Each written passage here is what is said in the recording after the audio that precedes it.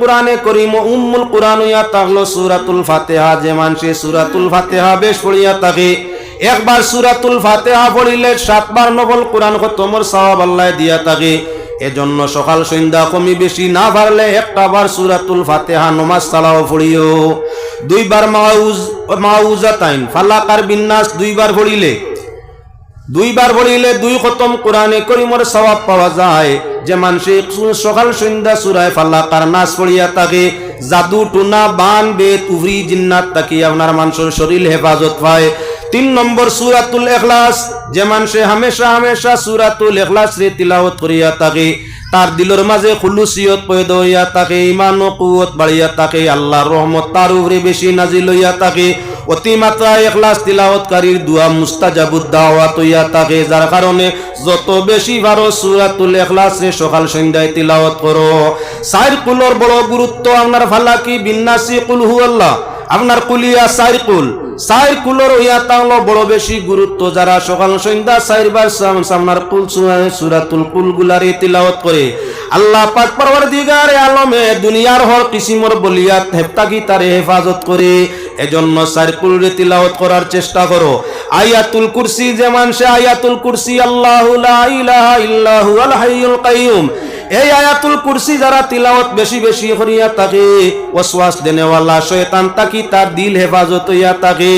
যে মানুষে আয়াতুল কুরসি বেশি বেশি তিলাওয়াত করে, তার রুজি রোজগারের মধ্যে বরকত আল্লাহ জিয়াদা করিয়া থাকে, তার হিম্মত ও শক্তি আল্লাহ পাক পরওয়ারদিগারে আলমে বাড়াই দিয়া থাকে।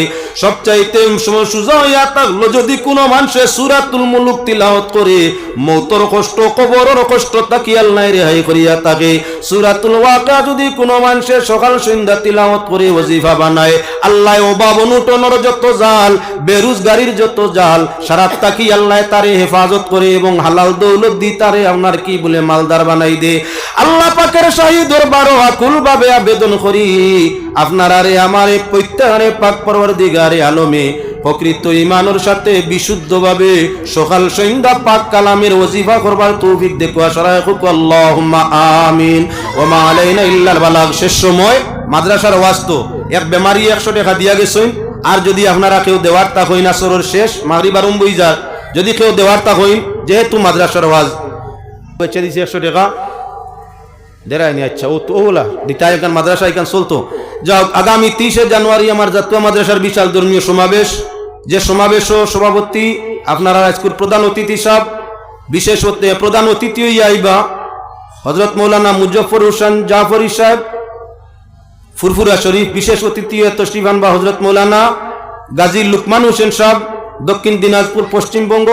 তশরিফ আনবা হযরত মৌলানা হাফিজ আবুল কালাম আজাদ সাহেব পশ্চিমবঙ্গ। এছাড়া বরাক বিশিষ্ট সারাও থাকবা, ফির সাহেব হলো থাকবা, অন্যান্য মানুষও থাকবা। যদি সম্ভব হয় আপনারা এই মহফিলও অংশ নিবা। দোয়া করিলে কমিন ওয়াসসালাতু আলা নবীল করিম।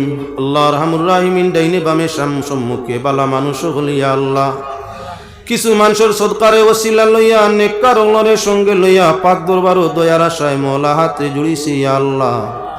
দয়া মায়া ফজল করম বে ইন্তেহাদি আমরা হাজিরিনে জমাত্রে কবুল ফরমাও আল্লাহ। আমরার মা বাপ ভাই বোন বউ বাচ্চা ওলিয়া আওলাদ আত্মীয় স্বজন নিষ্টি গোষ্ঠী খানদান তামাম রে কবুল ফরমাও।